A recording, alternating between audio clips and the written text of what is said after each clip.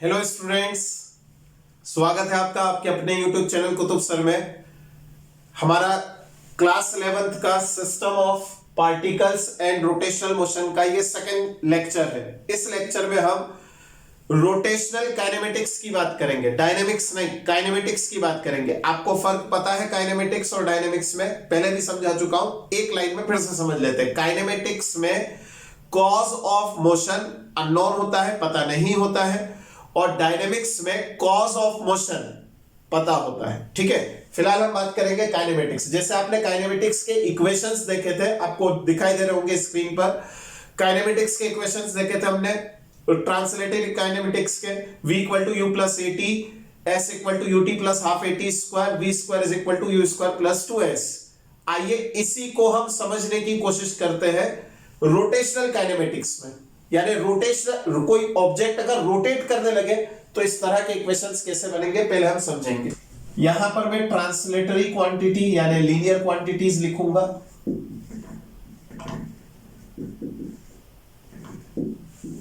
और यहां पर देखते हैं उसका रोटेशनल क्वांटिटीज।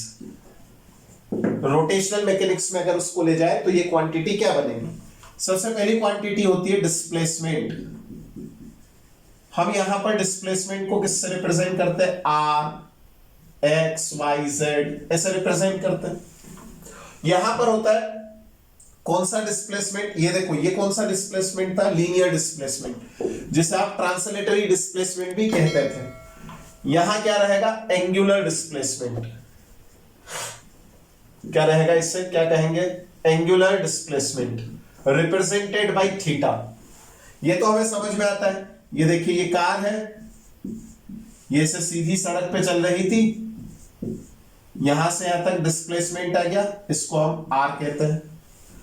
अब मान लीजिए ये ऑब्जेक्ट है, इस एक्सिस के रिस्पेक्ट में ऐसे घूमे ऑब्जेक्ट, है ना। तो इसने मान लीजिए यहां से चलकर यहां तक आया, इतना आर्क बनाया। ये आर्क ने यहां पर सेंटर पर कितना एंगल बनाया, this angle is called angular displacement. Okay, next क्या है हमारे पास में, डिस्प्लेसमेंट के बाद वेलोसिटी। ये कौन सी वेलोसिटी, ट्रांसलेटरी वेलोसिटी या लीनियर वेलोसिटी भी बोल सकते हैं। इस वेलोसिटी को रिप्रेजेंट करते थे हम वेक्टर v से। यहां पर वेलोसिटी कौन सी होगी, एंगुलर वेलोसिटी।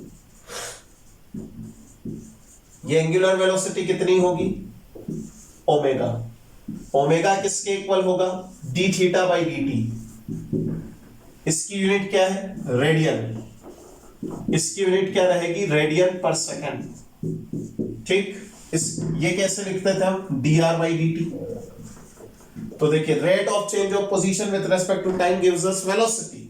इसी तरीके से एंगुलर डिस्प्लेसमेंट का differentiation with respect to time gives us omega. Okay, आगे देखते हैं। ट्रांसलेटरी क्वांटिटीज में अगली क्वांटिटी है एक्सेलरेशन, रिप्रेजेंटेड बाय ए, जिसे हम टेंजेंशियल एक्सेलरेशन भी कह सकते हैं, ट्रांसलेटरी एक्सेलरेशन, लीनियर एक्सेलरेशन, जो भी है। एक्सेलरेशन को कैसे रिप्रेजेंट करते हैं, dv by d t, rate of change of velocity. इसकी यूनिट होती है मीटर पर सेकेंड स्क्वायर। अब यहां पर आइए, यहां एक्सेलरेशन रहेगा अल्फा, इसको हम क्या कहेंगे, एंगुलर एक्सेलरेशन। इस एंगुलर एक्सेलरेशन को अगर हम डिफाइन करें तो कैसे करें, rate of change of angular velocity, है ना। तो एंगुलर वेलोसिटी क्या होती है, d omega by d T, है ना। एंगुलर वेलोसिटी ओमेगा, उसका डिफरेंशिएशन, तो ये आंसर आएगा। ये क्या आएगा, रेडियन पर सेकंड स्क्वायर। तो चलिए अब हम रोटेशनल मोशन के लिए तीनों इक्वेशन को डिराइव करते हैं। फर्स्ट इक्वेशन कैसे डेरिवेशन होगा, देखिए अल्फा कितना दे रखा है, d omega by d T होता है। इस डी टी को इधर ले आइए, देखिए उन तीनों इक्वेशन में भी एक्सेलरेशन कांस्टेंट था, आप भी अल्फा को कांस्टेंट मानकर चलिए। अल्फा इज यूनिफॉर्म, यानी हम किस तरह के मोशन की बात कर रहे हैं, जिसमें एंगुलर एक्सेलरेशन फिक्स हो, एंगुलर एक्सेलरेशन की वैल्यू कांस्टेंट हो। तो alpha d t is equal to d omega. अब इसे सिंपली इंटीग्रेट कर दीजिए जैसे पहले किया था, है ना। इंटीग्रेशन में क्या लगाएंगे, 0 से लगाकर t तक अल्फा dt इक्वल टू, ये देखिए ये तो इंस्टेंट पर वेलोसिटी है ना, एंगुलर वेलोसिटी। हमें कहां से चाहिए, इनिशियल से फाइनल, यानी ओमेगा नॉट से लगाकर ओमेगा डी ओमेगा। इसको इंटीग्रेट करते चले जाइए, अल्फा यहां पर t माइनस 0 आएगा, यहां कितना आएगा, ओमेगा माइनस ओमेगा नॉट। इस ओमेगा नॉट को इधर ले आइए, omega naught plus alpha t is equal to omega. This is the first equation of motion. चलिए सेकेंड इक्वेशन ऑफ मोशन देखते हैं, कैसे लिखेंगे, omega equal to d theta by d t. Instead of omega we can write omega naught plus alpha t, first equation है ना, अभी हमने देखा फर्स्ट इक्वेशन। तो यहां से ओमेगा की वैल्यू क्या लिखेंगे, omega naught plus alpha t, तो omega naught plus alpha t is equal to d theta divided by d t. इस डी टी को इधर मल्टीप्लाई कर दीजिए, d theta is equal to omega naught plus alpha t d t. अब इसे integrate कर दीजिए इनिशियल से फाइनल स्टेट तक, integrate from initial to final state, correct. क्या आएगा answer, integration from theta 1 to theta 2। Let us consider theta 1 is the initial velocity, angular displacement, angular position, and theta 2 is the second angular position. d theta is equal to omega naught 0 to t omega naught dt plus integration 0 to t alpha t dt।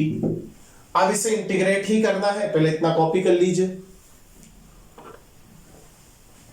चलिए इसका answer आएगा theta 2 minus theta 1 है ना, 1 का integration theta होगा, फिर upper limit minus lower limit लगाएंगे, theta 2 minus theta 1, ठीक। ओमेगा नॉट तो कांस्टेंट है, ये बाहर, अगेन t माइनस 0, सेम जैसे यहां किया वैसे ही यहां। अल्फा बाहर निकाल लिया प्लस अल्फा, t का इंटीग्रेशन क्या आएगा, integration of x power n क्या होता है, x power n plus 1 divided by n plus 1 plus c, यही होता है। ये यहां पर मैंने चिपका दिया, ठीक। यहां पर c नहीं लगेगा क्योंकि यहां पर लिमिट वाला इंटीग्रेशन है ना, तो ध्यान दीजिए अल्फा तो बाहर, t का इंटीग्रेशन क्या आएगा, t square divided by 2, simple, 0 to t। Solve कर लीजिए इसे, थीटा 2 माइनस थीटा 1, देखिए यहां पर ये सेंटर है, यहां पर फर्स्ट पोजीशन थी थीटा 1, मान लो ये इनिशियल पोजीशन, यहां से theta 1 position, this is theta 1। अब यहां पर ये चलते चलते पार्टिकल यहां पर आ गया, इसकी ये पोजीशन कितनी है, थीटा 2, तो theta 2 minus theta 1 is equal to this angle, and this is called angular displacement from theta, from position P to Q। तो इसकी जगह पर हम क्या लिखेंगे, थीटा इक्वल में क्या आएगा, omega naught t plus half as it is alpha t square. अरे भाई 0 को लिखो मत लिखो, एक ही बात है। This is the second equation of motion. Rotational motion में सेकेंड इक्वेशन ये है। चलिए थर्ड इक्वेशन की तरफ आगे बढ़ते हैं, थर्ड इक्वेशन की तरफ आगे बढ़ते हैं। देखिए alpha equal to d omega by d t, समझिए इसे, अल्फा कांस्टेंट है तीनों इक्वेशन में, ठीक है ना, जैसे वहां पर एक्सेलरेशन कांस्टेंट था, यहां पर एंगुलर एक्सेलरेशन कांस्टेंट है। D omega by d t as it is multiply d theta divided by d theta, लिख सकते हैं।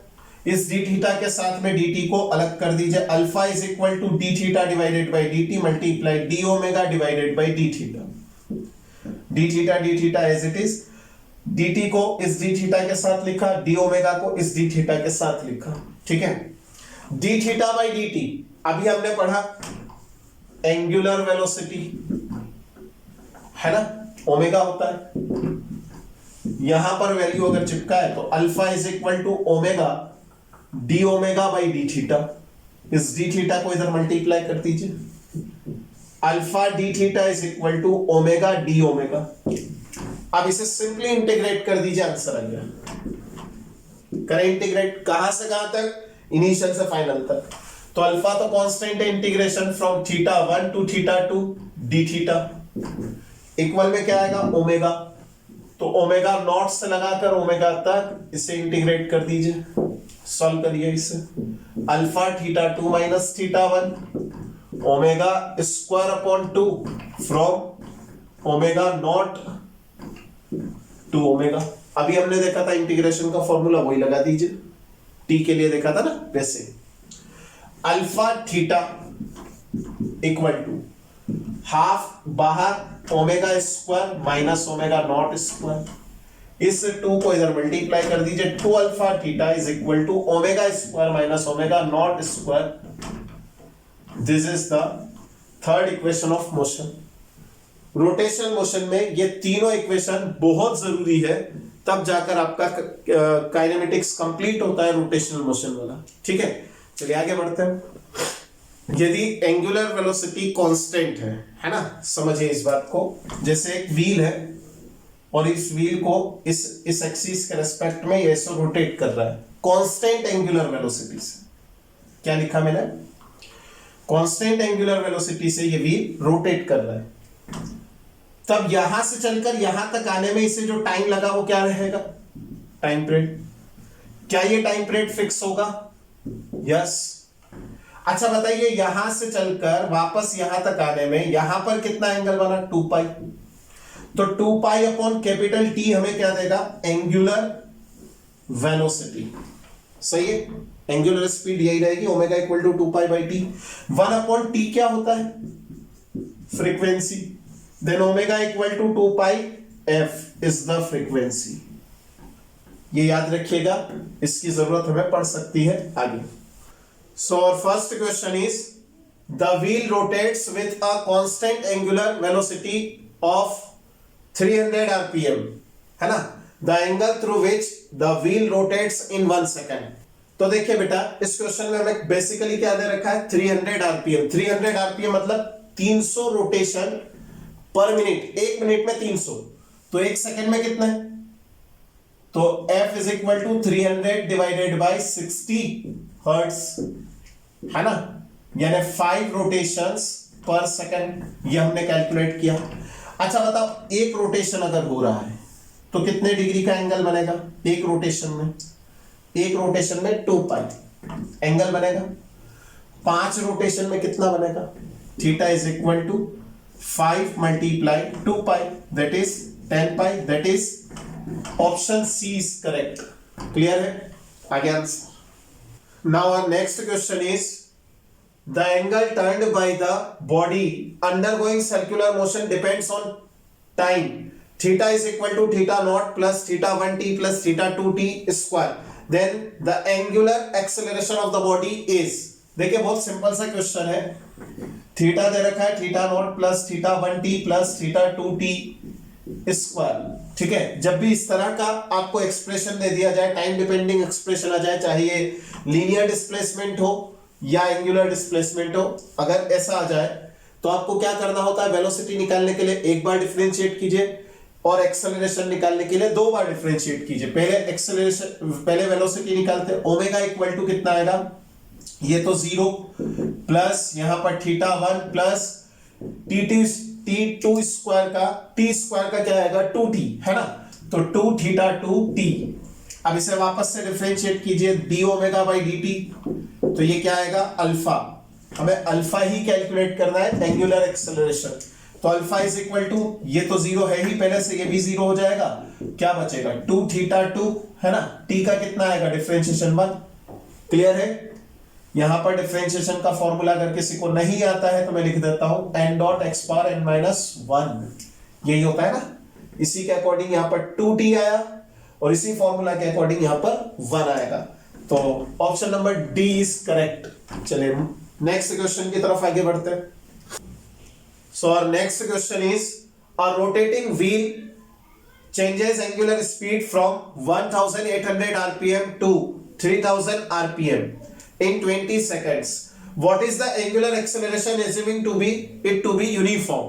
है ना? 4 ऑप्शन दे रखे हैं। सबसे पहले देख लेते हैं क्या क्या दे रखा है। ओमेगा नॉट इक्वल टू, नहीं ओमेगा नॉट नहीं, sorry, f naught is given 1800 RPM, r rotation per minute, second में कन्वर्ट करेंगे, अपॉन में 60 rotation per second, that is hertz में आंसर आ जाएगा।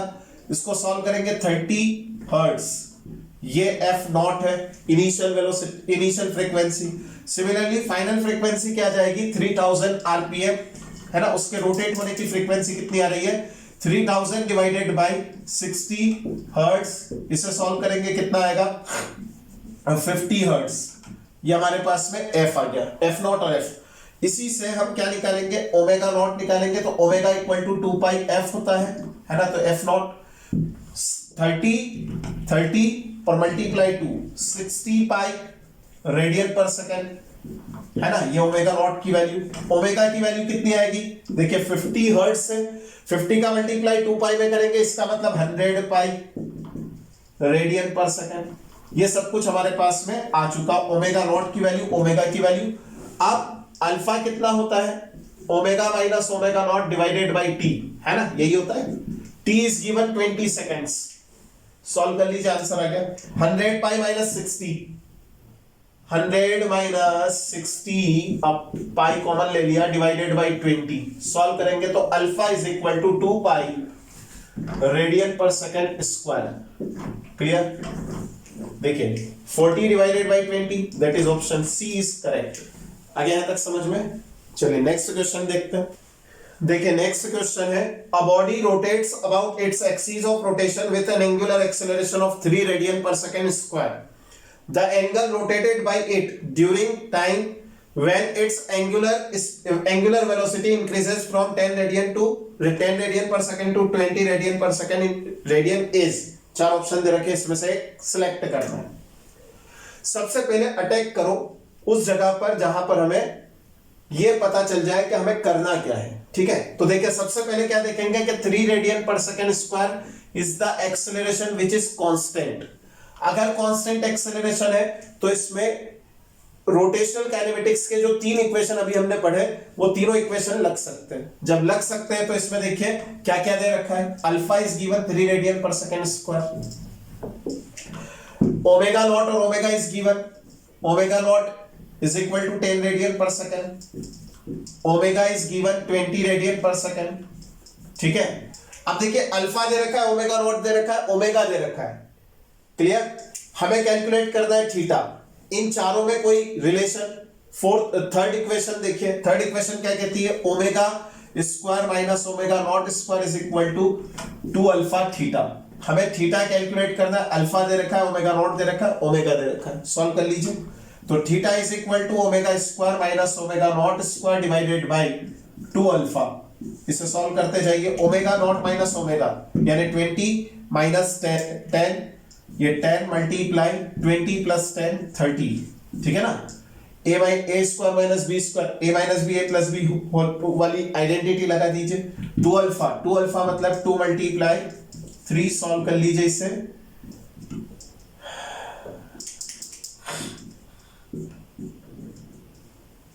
Theta is equal to 50 radian, this is the correct option, that is option A is correct. तो चलिए बच्चों यहीं पर अपना वीडियो लेक्चर समाप्त करता हूं मैं।